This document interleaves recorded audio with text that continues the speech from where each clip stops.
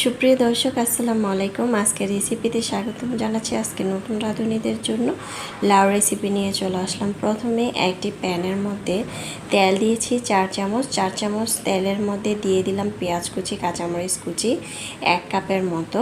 তারপরে এগুলো যখন একটু ভাজা হবে তখন আমি এখানে কিছু গুঁড়া মশলা দিয়ে দিচ্ছি। 2টি তেজপাতা দিয়েছি, আর হাফ চামচ হলুদের গুঁড়া দিয়েছি, 1 চামচ মরিচের গুঁড়া দিয়েছি, ধনিয়া জিরার গুঁড়া হাফ চামচ দিয়েছি, আর লবণ দিয়ে দিলাম পরিমাণ মতো। একটু পরিমাণ পানি দিয়ে দিচ্ছি, দিয়ে সুন্দরভাবে একটু কষিয়ে নেব মশলাটা। আর মশলা যত কষাবেন তরকারিটা খেতে কিন্তু তত বেশি ভালো লাগবে। আর আজকে আমি এটা তৈরি করছি লাউ দিয়ে মাছের মাথা দিয়ে। ভীষণ মজাদার এই তরকারির রেসিপিটা। এইভাবে রান্না করলে সবাই অনেক বেশি পছন্দ করবে।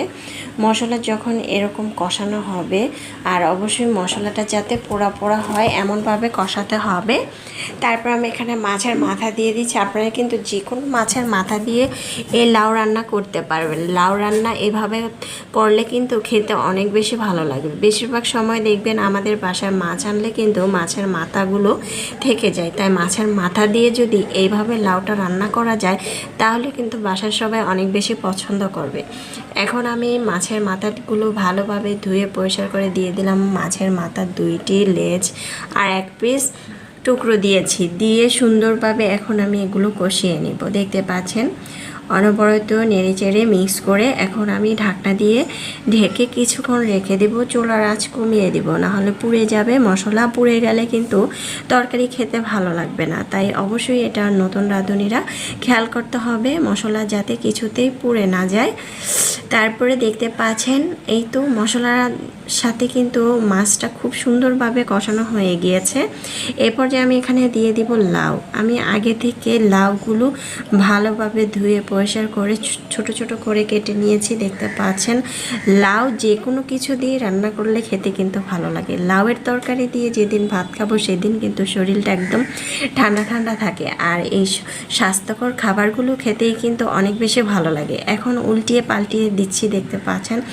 আর কিছুক্ষণ 2 মিনিটের মতো ঢাকনা দিয়ে ঢেকে রেখে দিব চুলার আঁচ বাড়িয়ে দিয়ে। কারণ লাউ যখন রান্না করা হয় লাউয়ের থেকে কিন্তু প্রচুর পরিমাণ পানি ওঠে, আর আমি কিন্তু এখানে এক্সট্রা কোনো পানি দিব না। লাউয়ের থেকে যে পানিটা উঠবে সেইটা দিয়েই আমি রান্নাটা কমপ্লিট করব। এখন উল্টিয়ে পাল্টিয়ে এপাশ ওপাশ করে নেড়ে চেড়ে দিচ্ছি। দেখতে পাচ্ছেন সুন্দরভাবে নেড়ে চেড়ে দিচ্ছি। যারা নতুন রাঁধুনি তারা অবশ্যই প্রথম থেকে শেষ পর্যন্ত দেখে তারপরে তৈরি করবেন, তাহলে আপনাদের রান্নাটা সব থেকে পারফেক্ট রান্না হবে। এখন ঢাকনা দিয়ে ঢেকে আরও কিছুক্ষণ রেখে দিয়েছিলাম। দেখতে পাচ্ছেন মাশাআল্লাহ দেখতে যেমন সুন্দর হয়েছে, খেতেও কিন্তু আলহামদুলিল্লাহ। ধনে পাতা কুচি অথবা ভাজা জিরার গুঁড়া দিয়ে এটাকে কিন্তু এখন আমি উঠিয়ে নিব। এই পর্যায়ে কিন্তু এই ঝোলটা মাখা মাখা আছে, এই পর্যায়ে এটাকে উঠিয়ে নিতে হবে। কারণ যদি এই রান্নাটা এই পর্যায়ে না ওঠানো হয় তাহলে কিন্তু আরও শুকনো শুকনো হয়ে যাবে। একটু ঝোল ঝোল হলে কিন্তু খেতে অনেক বেশি ভালো লাগবে। তো আর কথা নয়, এই তো এখন আমি কিন্তু এই ভিডিওটি শেষ করছি, কারণ আজকের রান্নাটা এই পর্যায়ে আমার কমপ্লিট হয়ে গেছে। আশা করছি রেসিপিটি আপনাদের ভালো লেগেছে। ভালো লাগলে অবশ্যই চ্যানেলটা সাবস্ক্রাইব করে লাইক দিয়ে পাশে থাকবেন।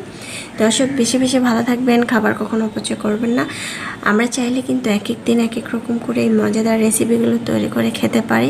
এটা খেতে কিন্তু অনেক বেশি মজাদার হয়েছিল। যখন আমি চুলার আঁচ বন্ধ করে দিয়েছি তখন কিন্তু তরকারির কালারটা দেখতে পাচ্ছেন কতটা অসাধারণ হয়েছে। এটা গরম গরম রুটি, পরোটা, গরম ভাতের সাথে খেতে কিন্তু অনেক বেশি ভালো লাগবে। আমার বাসায় তো আমি সবসময় লাউ রান্না করে থাকি, আপনারাও কিন্তু চাইলে এই লাউ রান্না করতে পারেন। ভীষণ মজা হয়েছিল। এতক্ষণ আমার সঙ্গে যারা যারা ছিলেন অসংখ্য ধন্যবাদ জানিয়ে আজকের জন্য বিদায় নিচ্ছি। আল্লাহ হাফেজ। এনজয়।